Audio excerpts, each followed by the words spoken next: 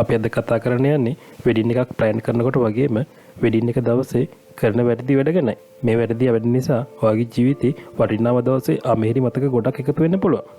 අපි මේ වැරදි කරන්නේ නොදැනුවත්කම මතයි. හැබැයි අපිට ඒක දැනුනේ නැති වුණාට තව කෙනෙක්ට ඒක ලොකුවට දැනෙන්න පුළුවන්. අපේ නොදැනුවත්කම මත මේ වගේ ගොඩක් දේවල් මගේ හැරලා යනවා. මෙන්න මේක නවත්තලා ඔයාගේ ජීවිතේ වටිනාම දවසේ ඔයා සිහින මහපු විදියට ලස්සනට කරගන්න කරන උදව්වක් විදියට all topics මම හිතුවා අපි මේ කරන වැරදි මතක් කරලා දෙන්න. ඒත් ඒ ඔක්කොම දේවල් එක වීඩියෝ එකකින් කියලා දෙන්න අමාරුයි. අපි කොටස් විදිහට ඉස්සරහට ඒ ගැන කතා කරමු. අද දවසේ අපි කරන ප්‍රධාන වැරදි පහක් ගැන කතා කරනවා. පළවෙනි වැරද්ද තමයි වෙඩින් එක සඳහා සහභාගී වෙන අයට ආරාධනා කරනකොට වෙඩින් ඉන්විටේෂන් ලියන එක. වෙඩින් ඉන්විටේෂන් ලියනකොට හරියට ටාගට් කරලා ලියන්න ඕනි. නැත්නම් අපි හිතමු නැති විදිහට සහභාගී වෙන පිරිස වැඩි වෙන්න පුළුවන්. උදාහරණයක් විදිහට අපි 200ක් ප්ලෑන් කරලා හොටෙල් එකට 300ක් කවොත් කොහොමද? මෙතනදි කරන ලොකුම වැරද්ද තමයි එකම නම තියෙන දෙන්නෙකුට ආරාධනා කරනකොට කාඩ් දෙක මාරු වෙලා බෙදන්න පුළුවන්. මොකද වෙඩින් කාඩ් ලියන ඔයා නෙවෙයි ඒවා බෙදන්න යන්නේ. හුඟක් වෙලාවට යන්නේ අම්මලා තාත්තලා.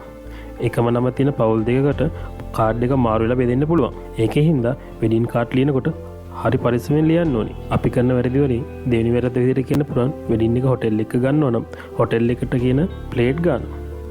උදාහරණයක් විදිහට කිව්වොත් ඔයාගේ වෙඩින් එකට 300කට ආරාධනා කරලා තියෙනවා නම් ලොකුට ප්ලේට් ගන්න වැඩි කරන්න යන්න එපා.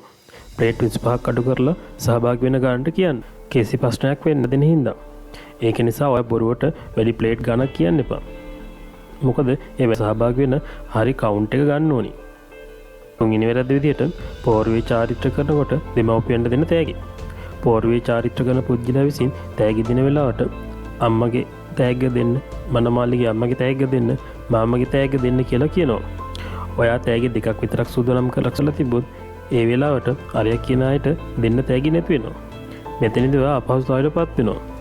මේකට හොඳම දේ තමයි චාරිත්‍ර කරනකොට ගන්න පෙන් කෙන්ඩිය අතැඟිලි බඳින නූල වගේ දේවල් ලං කරලා තියාගන්න එක. අපි හුඟක් වෙලාවට හදිසියට මේවා අමතක කරනවා. මෙතනදී වැදගත්ම දේ තමයි පෙන් කෙන්ඩියට වතුර හරි පිටමතක වෙනවා. එතකොට නියමිත වෙලාවට පෙන් කෙන්ඩි ගන්නකොට ඒකේ මුකුත් නැති වෙන්න පුළුවන්. එතකොට පෝරුවේ ඉස්සරහා ඉන්න අය ඉදිරියේ ඔයා ලොකු අපහසුතාවයකටපත් වෙනවා.